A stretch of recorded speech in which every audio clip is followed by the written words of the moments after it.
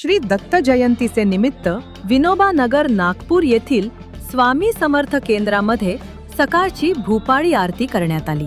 यावेळी शेकडो भक्तांनी आरतीचा व दर्शनाचा लाभ घेतला। खानदेश दर्पणसाठी कल्याणी कुलकर्णी, नागपूर।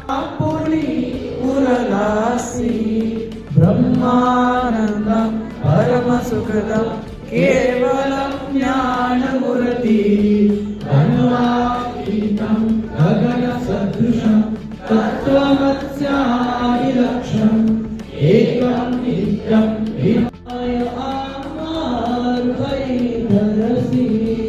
जागृत होई आत्मय रामा सचित सुखदन माई प्रेमे जागृत केले शुभेने करुणा कुळ झाले पाना